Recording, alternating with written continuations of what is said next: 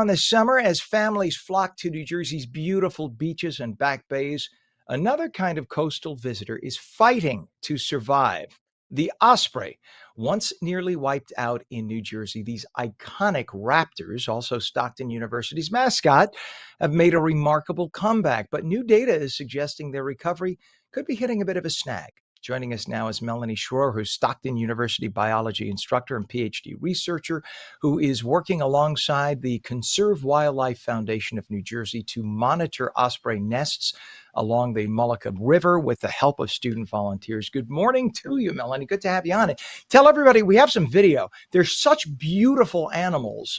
Tell everybody about what an osprey is and why it's such a big deal in New Jersey and why they are challenged.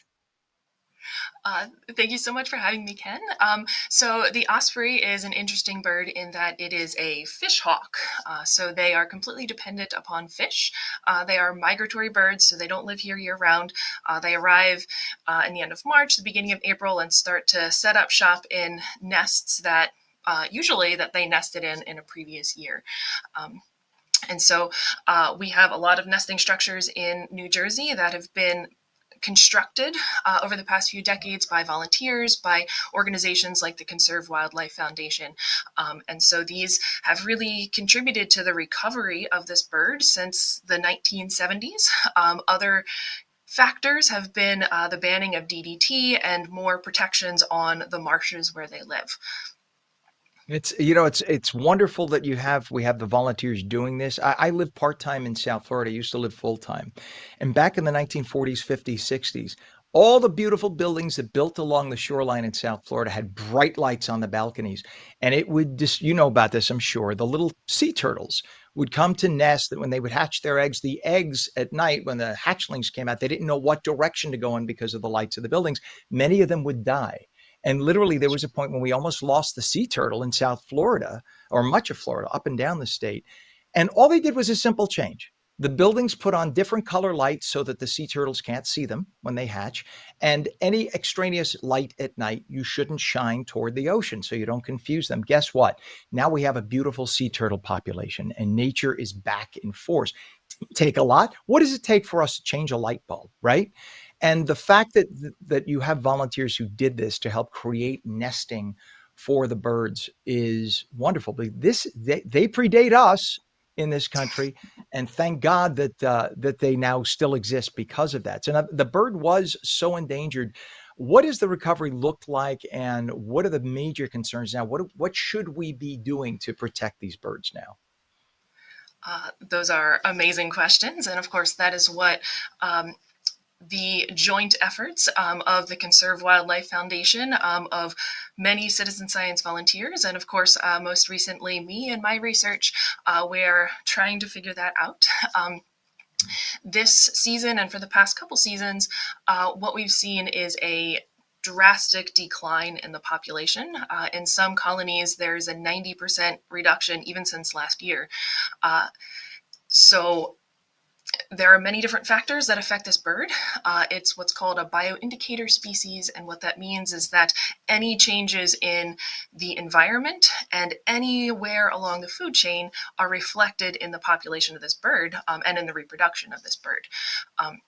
And so when we see massive reductions in the population, like we're seeing this summer and in the previous few summers, there's something wrong. And so Yeah. my research is trying to unravel some of the factors that are playing in here, but more and more evidence is pointing to a lack of food. So ospreys are most dependent in this area and surrounding New Jersey on a fish called Atlantic menhaden, or more commonly called bunker. And this fish isn't just important for ospreys, it's important for dolphins and whales and striped bass and humans.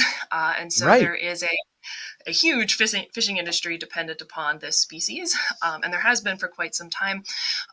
We harvest this fish for fish meal to feed fish and fish farms, as well as to create fish supplements, fish oil supplements. And so huge industry based on this fish. And so it would seem that the populations are collapsing.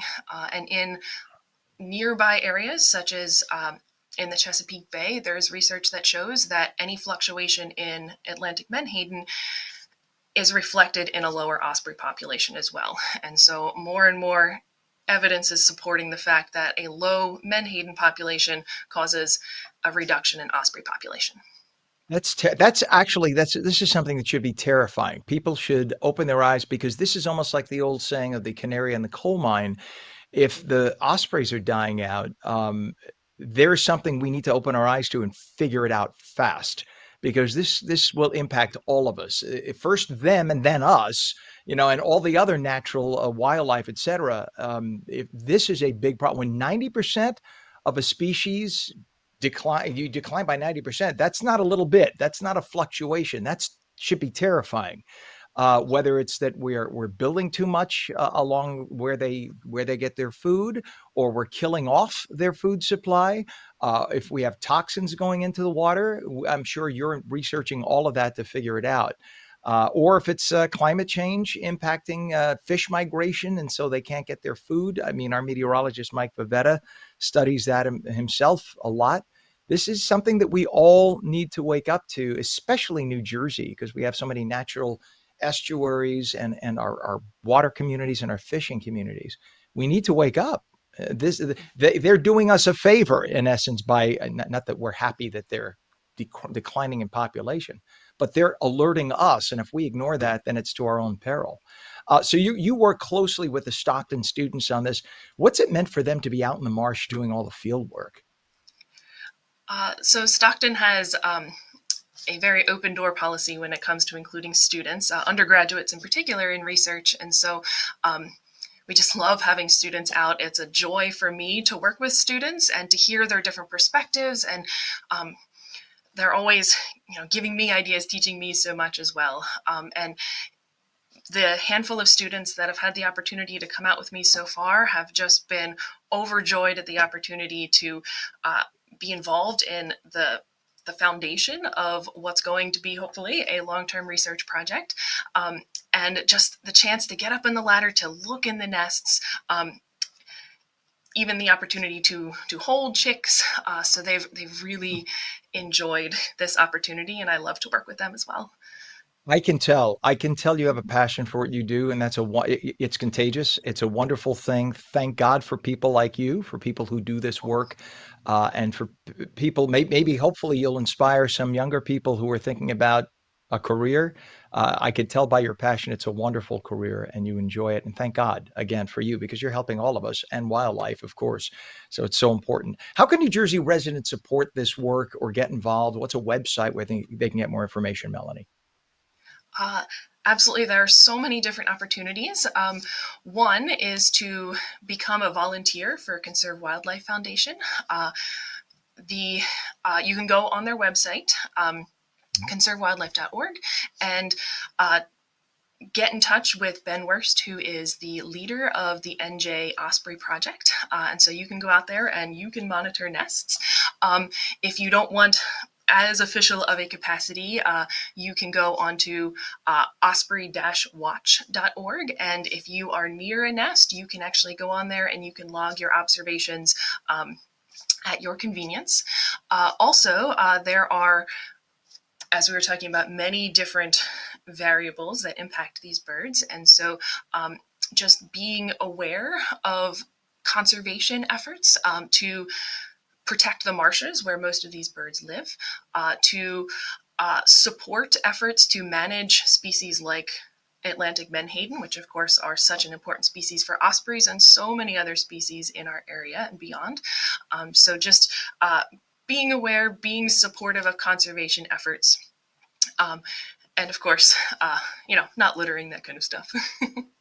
And yeah, we in passing we say that, but yeah, hello, underline, full stop, exclamation mark, don't litter, clean. And how about this? Bring a bag with you, a big plastic bag. And this is the one good use for a plastic bag. Pick up crap you see on the street, on the beach rather, and take it and throw it out properly. You're saving birds, you may save fish, you're saving wildlife, and it looks a lot nicer too for everybody else. It doesn't take but a minute to do. Everybody does a little bit like that, a much better situation. Thank God for you, Melanie Schroer. It was great to have you on. Please come back. Stockton University biology instructor, Ph.D. researcher. Thank you so much for joining us this morning. Thank you so much for having me. You bet. Have a great day.